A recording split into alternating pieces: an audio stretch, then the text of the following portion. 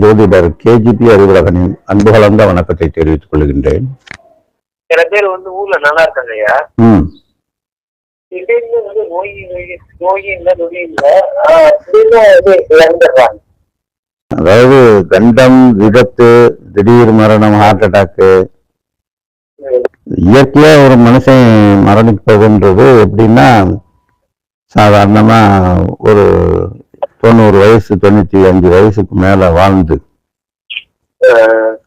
அப்படியே தூங்குறாரு, எந்திரிக்காம போயிடுறாரு. அவருக்கும் தெரியாது என்ன கஷ்டப்படுறோம், கஷ்டமே இல்லாம 95 வயசு வரைக்கும் நல்லா நடமாடிக்கிட்டு இருக்காரு. போய் அப்படியே பெட்ல படுக்கிறாரு, அப்படியே படுத்தவரு தூங்கிடுறாரு நிரந்தர தூக்கமா. அதுதான் நல்ல மரணம். அது நல்ல மரணம். ஒரு 20 வயசு பொண்ணோ பையனோ போய்கிட்டு இருக்கும்போது திடீர்னு ஒரு ஆக்சிடென்ட் ஆகி போகுது. இல்ல ஒரு குற்றாலத்துல போய் குளிக்க போறேன், அது குளிக்க போகும்போது ஏதோ ஒரு பாறையில அடிபட்டு திடீர்னு மரணிச்சிடறான். இந்த மாதிரி செய்தி எல்லாம் படிக்கிறோம்ல. ஒரு நீர் நிலையில போய் இறங்குறான், தண்ணியில கண்டா வந்துடுது. திடீர்னு ஒரு நெருப்புல கண்டா வந்துடுது. இதை எப்படி பாக்குறதுன்னு கேக்குறீங்க, இதை எப்படி பாக்குறதுன்னு கேக்குறீங்க. அதை பத்தி தான் இப்ப பதில் சொல்ல போறேன். அற்ப ஆயுள், மத்திம ஆயுள், தீர்காயுள்னு 3 விதமான ஆயுள் பலங்கள் இருக்கு. ஒரு 33 வயசு வரைக்கும் அதுக்குள்ளர யாரும் இறந்தாங்கன்னா அது அற்ப ஆயுள். 33 வயசுக்கு மேல வாழ்ந்து 66 வயசுக்குள்ள இறந்தவங்களை மத்திம ஆயுள்னு சொல்லலாம். 66 வயசு வரைக்கும் வாழ்ந்து 99 வயசு அல்லது 100 வயசுக்குள்ள இறக்குறவங்கள தீர்காயுள்னு சொல்லலாம். பொதுவா திருவள்ளுவர் என்ன சொல்றாரு, நெரு நெல் உளன் ஒருவன் இன்றில்லை என்னும் பெருமை உடைத்து இவ்வுலகுன்றாரு. அதாவது உலகத்துல இருக்கக்கூடிய உயிர்கள்லாம் நிலையாமையான ஒரு அமைப்புலதான் இருக்கு, என்னைக்காவது ஒரு நாள் செத்துதான் ஆகணும், அதை புரிஞ்சுக்கங்க அப்படின்றாரு. அவரவர் தமக்குள்ள ஆயுசும் தொழிலும் பொன்னும் இவர்களின் வித்தை செல்வம் எழில் மரணங்கள் 7 தவமுடை பிரம்மதேவன் தனதுகை தொடங்கும் முன்னன் சிவனுடைய அருளினாலே கர்ப்பத்தில் நிச்சயிப்பான் அப்படின்னு சொல்லியிருக்கு. இது வந்து ஒரு பாடல்.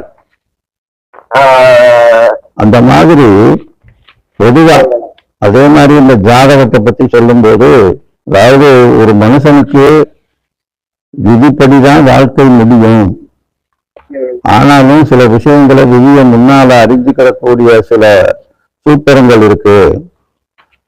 அந்த மாதிரி சூத்திரங்கள் இருந்துச்சுன்னா அந்த இதை தெரிஞ்சு அதுக்கான பரிகார சாந்திகளை பண்ணி தப்பிச்சுக்கலாம்.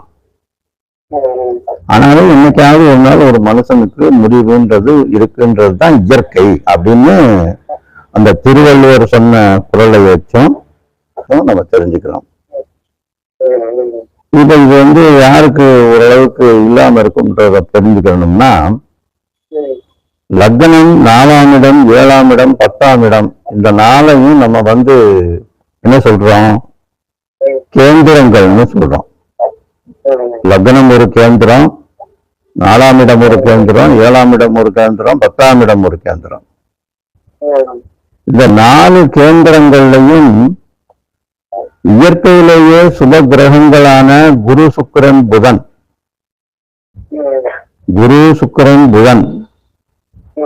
இந்த கிரகங்களை நைசார்கீக சுபர்கள்னு ஜோதிட சாஸ்திரம் வர்ணிக்கிறது. இந்த கிரகங்கள் இருக்கிறத ஒரு ஜாதக அலங்கார பாடல் சொல்லுது. காணும் லக்கினம் நாளேல் 10 கோணு சுக்கிரன் புந்தி இருந்திடில் தோணும் அந்த கிரக தோஷங்கள் பானு கண்ட பணியென நீங்குமே. அதாவது பொதுவா அந்த கிரகங்களுக்கெல்லாம் 1-2 பேர்கள் இருக்கும். சில கிரகங்களுக்கு நிறைய பேர் உண்டு. உதாரணமா சனிய காரின்னு சொல்லுவாங்க, அது மாதிரி குருவை கோணுன்னு சொல்றது உண்டு. அந்த மாதிரி சுக்கிரனை பிருகுன்னு சொல்லுவாங்க, புதனை புந்தின்னு சொல்லுவாங்க. அதனால நம்ம வேற பேர்ல அழைச்சாலும் குரு சுக்கிரன் புதன் தான் இந்த இடத்துல அந்த பாட்டுல உள்ள கிரகங்கள். இந்த கிரகங்கள் ஒருவேளை இந்த மாதிரி கேந்திரங்கள்ல இருக்கிற மாதிரி ஒருத்தர் பிறந்துட்டார்னா அவருக்கு 10 விதமான தோஷங்களும் நீங்க பெற்றவர் ஆயிடுவாராம். இது எப்படி நீங்குமா? பானு கண்ட பனியன நீங்குமே, சூரியனை கண்ட பனி மாதிரி நீங்கிருமா. சூரிய வெளிச்சத்துல பனி கட்டி வச்சோம்னா எப்படி கொஞ்ச நேரத்துல கரைஞ்சி தண்ணியா மாறிடும்ல, அந்த மாதிரி. அந்த 10 விதமான தோஷங்கள் என்னன்னா பட்சி தோஷம், பறவை தோஷம், எச்சி தோஷம், தேரை தோஷம், குழி தோஷம், புருஷ தோஷம், பெண் தோஷம், முட்டு தோஷம், கழிவழிந்த தோஷம், பாலாரிஷ்ட தோஷம்னு 10 விதமான தோஷங்கள் இருக்கு. இப்ப பட்சியும் பறவையும் ஒண்ணுதானே அப்படின்னு ஒருத்தர் என்கிட்ட கேட்டார். நான் சொன்னேன் அப்படி கிடையாது. பட்சின்றது இந்த இடத்துல பட்சி சாஸ்திரம்னு ஒண்ணு இருக்கு, பஞ்சபட்சி சாஸ்திரம் அப்படின்னு. அந்த பஞ்சபட்சிகளை தான் பட்சின்னு சொல்றோம். அந்த பட்சி சம்பந்தமான தோஷம், ஒரு தோஷமோ யோகமோ கால நேரப்படிதான் நடக்கும். பறவை தோஷம்ன்றது பறவைகளை வேட்டையாடுறது அல்லது அதை சுற்றி சாப்பிடுறது, அதை துணிந்திருக்கிறது, இதெல்லாம் பறவை தோஷமா மாறும். எச்சி தோஷம்ன்றது அதாவது இந்த கழிப்பு இந்த மாதிரி இதெல்லாம் செய்யறாங்கல்ல, இந்த ஏவல் பில்லி சூன்யம்லாம்.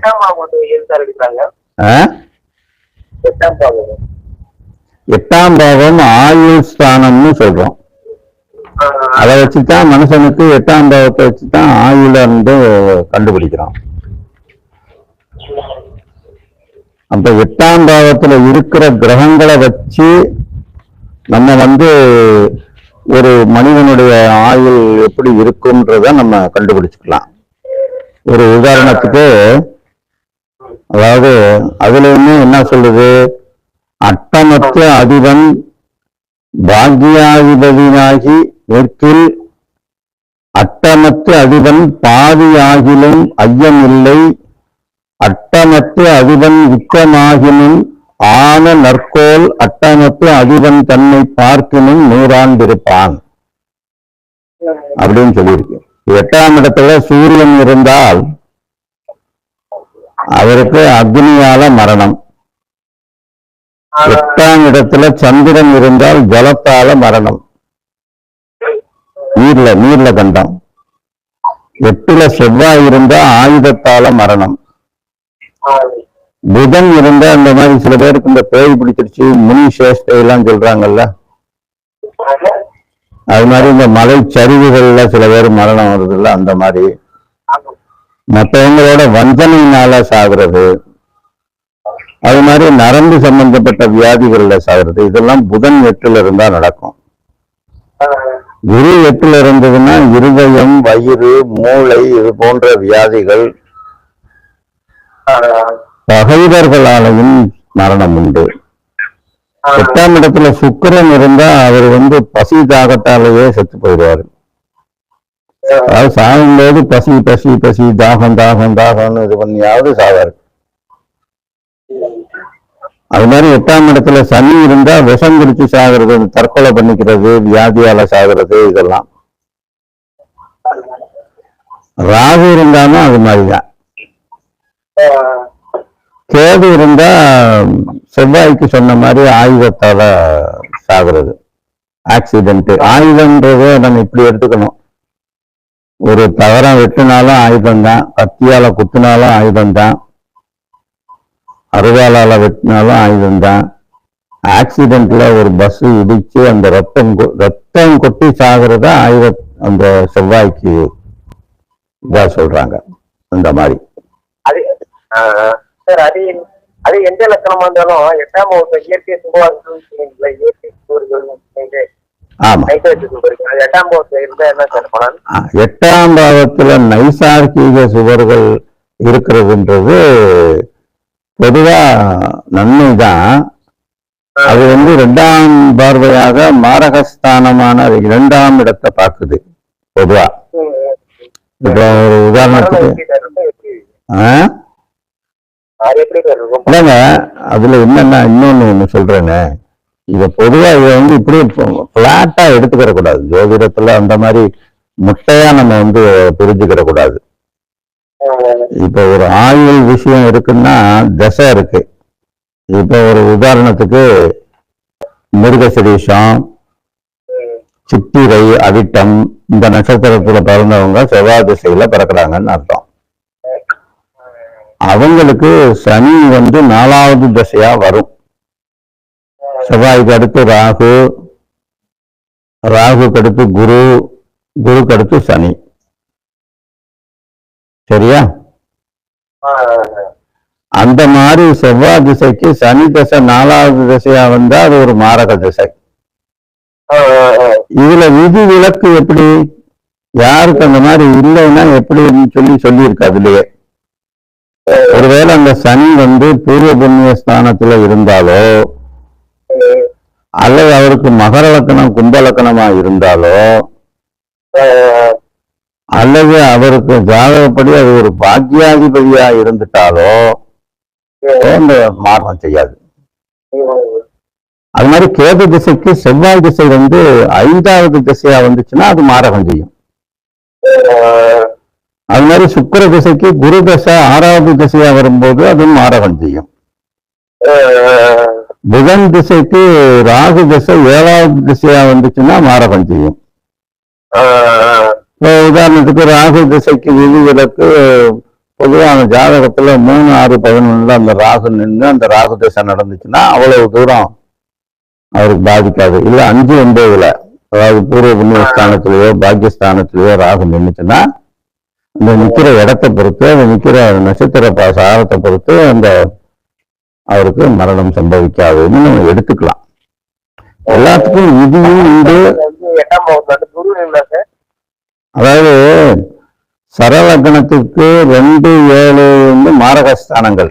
அந்த இடத்துல அந்த நான் சொன்ன மாதிரி இப்ப ஒரு உதாரணத்துக்கு செவ்வாய் திசையில பிறந்தவங்களுக்கு சனி திசை மாரகம் செய்யும்னா அந்த சனி வந்து லக்னத்துக்கு 2ஆம் இடத்துலயோ அல்லது 7ஆம் இடத்துலயோ நின்று அந்த திசை வந்துச்சுன்னா கண்டிப்பா மாரகம் செய்யும். சர லக்னத்துக்கு. ஸ்திர லக்னத்திற்கு 3 அல்லது 8ஆம் இடத்துல அந்த சனி நின்றுச்சுன்னா அது மாரகம் செய்யும். அதே மாதிரி உபய லக்னத்துக்கு 7 அல்லது 11 நின்றுச்சுன்னா மாரகம் செய்யும். பொதுவா 2, 7, 2, 3, 7, 8, 11 ஆகிய இடங்கள் மாரகஸ்தானங்கள்னு பொதுவான விதி. ஆனா அந்த விதியில சரலக்கணத்துக்கு 2, 7 தான் மாரகத்தை செய்யும். 2, 7 நின்னா. ஸ்திர லக்னத்துக்கு 3, 8 3ஆம் இடத்துல 8ஆம் இடத்துல நினைச்சுன்னா மாரகம் செய்யும். உபய லக்னத்திற்கு 7, 11 நினைச்சுன்னா மாரகம் செய்யும். இப்ப சர லக்னம்னா எது? ஸ்தர லக்னம், மேச லக்னம், கடக லக்னம், துலாம் லக்னம், மகர லக்னம், இதெல்லாம் சர லக்னங்கள். இந்த லக்னத்துக்கு 2ஆம் இடத்துல அந்த நான் சொன்ன அந்த ஒரு செவ்வாய் திசையில பிறக்கிறாரு. அவருக்கு பொதுவா அந்த 2ஆம் இடத்துலயோ 7ஆம் இடத்துலயோ அந்த மாரகத்தை கொடுக்கக்கூடிய சனி நின்றுச்சுன்னா கண்டிப்பா அவர் மாரகம் செய்யும். அதே மாதிரி ஸ்திர லக்னம் எது? ரிஷபம், சிம்மம், விருச்சிகம், கும்பம், இதெல்லாம் ஸ்திர லக்னங்கள். இந்த லக்னங்களுக்கு 3ஆம் இடத்துலயோ 8ஆம் இடத்துலயோ அந்த சனி நின்றுச்சுன்னா அல்லது அந்த மாரகத்தை கொடுக்கக்கூடிய கிரகங்கள் அந்தந்த லக்னத்திற்கு எது மாரகத்தை கொடுக்குமோ அந்த கிரகங்கள் நின்றுச்சுன்னா அந்த திசை அப்படிப்பட்ட திசையா வந்துச்சுன்னா அது அந்த திசையில அவர் அடிபட்டுவார். அதே மாதிரி உபய லக்னத்துக்கு 7, 11 மாரக திசை, மாரகஸ்தானம். உபய லக்னம் எது? 4 கார்னர்ல இருக்கிற லக்னங்கள். மீன லக்னம், மிதுன லக்னம், கன்னி லக்னம், தனுசு லக்னம், இதெல்லாம் உபய லக்னங்கள். அந்த மாதிரி நிறைய விதிகள் இருக்கு, நிறைய விதி விலக்குகள் இருக்கு. அதெல்லாம் நம்ம புரிஞ்சுக்கணும். இப்போ அவர் கேட்ட மாதிரி ஒரே நாள்ல ஒரே ப்ரோக்ராம்ல அவ்வளவு விஷயத்தையும் சொல்ல முடியாது. எல்லாம் அந்த காலத்துல பாடல்களா சொல்லியிருக்காங்க. அதை நம்ம விளக்கம் என்னன்னு தெரிஞ்சு அதை நம்ம அந்த குறிப்பிட்ட ஜாதகத்துல அப்ளை பண்ணி பார்த்து சொல்றதுதான் ஒரு ஜோதிடருடைய அந்த technical know how and technical know வைன்னு சொல்றது. எனவே இதை நம்ம புரிஞ்சு செய்கிறவர் தான் ஜோதிடர். அவருக்கு அந்த பார்க்கிற தன்மை திறமை வேணும், அவர் சொல்ற வாக்கு சக்தி வேணும்.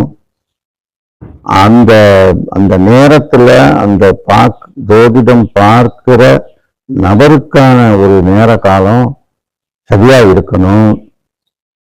இந்த மாதிரிலாம் இருக்கு. பொதுவா ஒரு ஜோசியர் ஒரு மரணத்தை பத்தி சொல்றதுக்கு இல்ல ஜோசியர். ஒரு ஜாதகம்ன்றது அது சில பேர் சொல்லுவாங்க சாதகம்னு, அப்படின்னு கூட எடுத்துக்கலாம். உங்களுக்கு சாதகமான விஷயத்தை தான் சொல்லணும். ஆனா ஒரு ஆபத்து இருக்குன்றத இப்ப நீங்க இங்க இருந்து ஒரு ரோட்ல போறீங்க, அந்த ரோட்ல ஒரு பெரிய பள்ளம் தோண்டி இருக்கு, அந்த இடத்துல விளக்கு வெளிச்சம் கிடையாது, நீங்க ஒருவேளை அந்த பள்ளத்துல விழுந்துருவீங்கன்னா அந்த எச்சரிக்கை பண்றதுல தப்பு இல்லையா? தயவு செஞ்சு அந்த இடத்துல போகும்போது மாதிரி லேண்ட்மார்க்ல அங்க ஒரு பெரிய பள்ளம், சாக்கடை பள்ளம் தோண்டி வச்சிருக்காங்க, கவனிச்சு போங்க. அங்க ஓரமா வழி இருக்கும், டார்ச் இருந்தா எடுத்துட்டு போங்க, இல்லைன்னா பேசாம இந்த வழியில சுத்தி போங்க அப்படின்னு சொல்றது ஒரு வாஸ்தவம் தானே, நல்லது தானே. அந்த மாதிரி சொல்லிக்கிறது தான் நல்லது. இதுவரை இந்த நிகழ்ச்சியை பொறுமை காத்து பார்த்த ஆன்மீக நண்பர்களுக்கு பரமக்குடி ஜோதிடர் KGP அறிவுலகனின் அன்பு வணக்கம். நன்றி.